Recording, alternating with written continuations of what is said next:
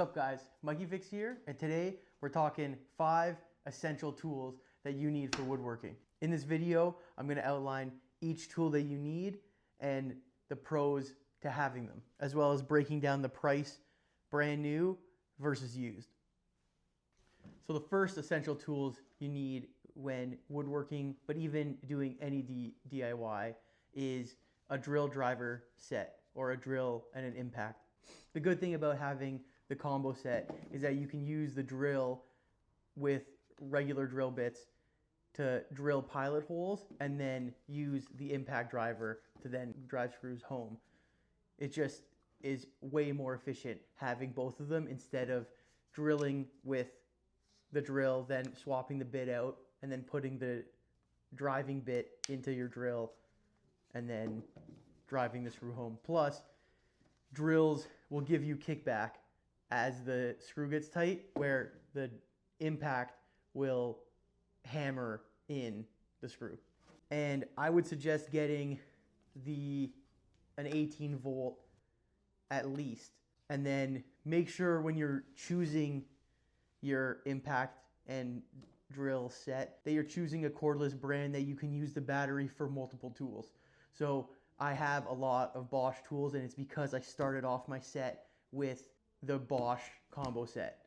So if you have, tools already from another brand, you might as well keep them the same so that you have a bunch of batteries that are the same and interchangeable.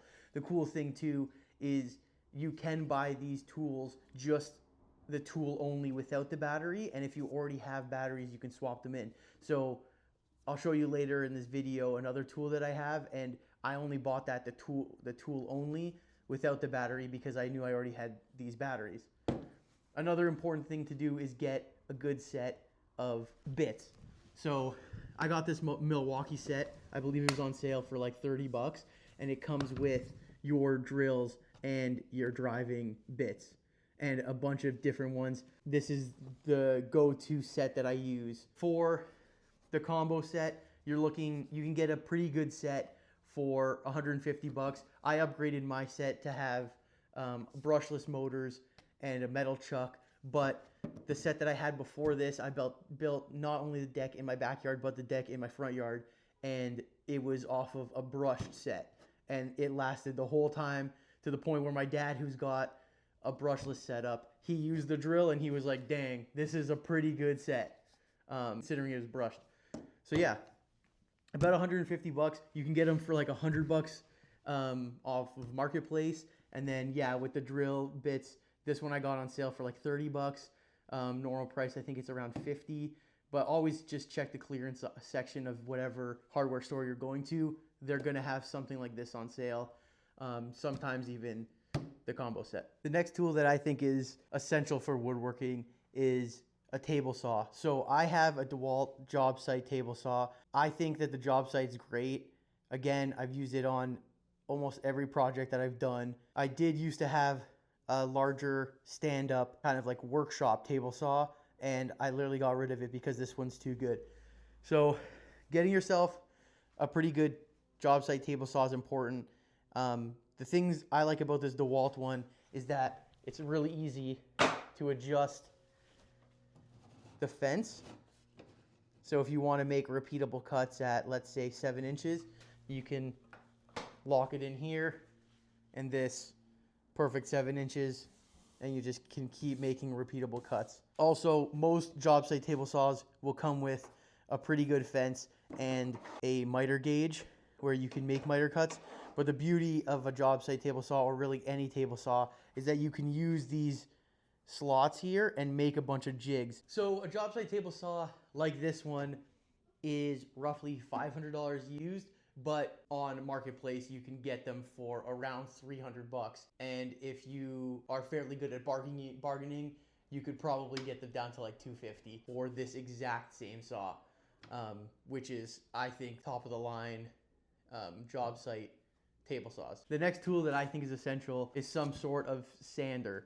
I used to have a random orbital sander, which I think is your best bet because of the way that the random orbital moves. It leaves the best finish. But right now I just have this palm sander that you can use any sandpaper on. These things are essential. You can't hand sand everything. Well, you could hand sand everything, but it would be brutal and a waste of time. So for efficiency, get yourself a sander like this. These are budget tools. You can find these for fairly cheap. I was using my dad's old Makita one from probably the 80s or 90s, and it was doing a great job. It just depends whether you want one that's got dust extraction or the random orbital, which I suggest. Sandpaper for the random orbital too, you can get like 70 pieces on Amazon of different grits for like 20 bucks. These sanders, brand new, go for like around 100 corded. It's up to you if you want a corded or cordless setup. I've never had a cordless sander, and I've never found that the cord's been an issue. And the corded ones are way cheaper. So I would suggest getting a corded random orbital, or even the palm sander's fine. This one's great. Again, these go for like 100 bucks. You could probably get them off Marketplace, a random orbital one, for half the price. I saw there's a Bosch random orbital sander at Home Depot for like 120 bucks, and there's one on Marketplace right now for like 65 bucks. Again, you could probably talk them down to like 50 bucks. So yeah, go and get yourself one of these. It's gonna save your hands, it's gonna save time, and it's gonna leave a great finish. Another tool that I think is essential when woodworking is a circular saw. So as I suggested earlier, this is the tool that I bought just tool only. So it didn't come with a battery or a charger, it just came with the tool. I was able to save probably 100 bucks or so just getting the tool only. So if you are gonna go with the cordless option for your circular saw, I would go for the same brand as the batteries that you have before. So let's say you have a combo set of DeWalt, I would go with the DeWalt cordless circular saw. The best thing about the circular saw is that it's really easy and portable. So if I am making just a quick little rough cut on a large piece of wood, I'll pop this thing out instead of cutting it on the Jobsite table saw, just because it's so much easier to just bring this out, make the quick cut, pop it away, and then keep going on with my work. So I find myself using this quite a bit more for those rough cuts. If you're making longer cuts on some bigger pieces of plywood or MDF, you can create a jig that will cut straight lines with the circular saw. It's fairly easy to make. It's pretty much just a couple clamps and a straight piece of wood. These things go for about 150 to 200 bucks, brand new. I would suggest for a beginner woodworker, maybe just go with the corded option. The corded option is going to save you a ton of money. You can get a brand new corded one for like around 100 bucks.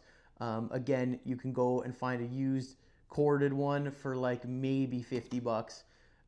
People are selling them all the time on Marketplace. It's just kind of what you prefer. I've had a corded circular saw before, and the cord doesn't seem to ever get in the way. I just found a good deal on this one and upgraded, plus the corded one that I had before broke, so I might as well just upgrade to the cordless version. But a corded one is just as easy to use, and it's going to save you some money. The last power tool that I think every woodworker should have is a router. I think this is probably the tool that I use most, especially with the type of woodworking that I'm doing. I'm making signs, so I need the detailed work to be able to cut out people's logos or sports logos or handwriting by hand. This will also substitute the CNC machine. A CNC machine is pretty much a router connected to a computer, and that mechanism will cut it out perfectly, but those things are insanely expensive, and these things are way cheaper, and you can get a pretty good result just using your palm router by hand.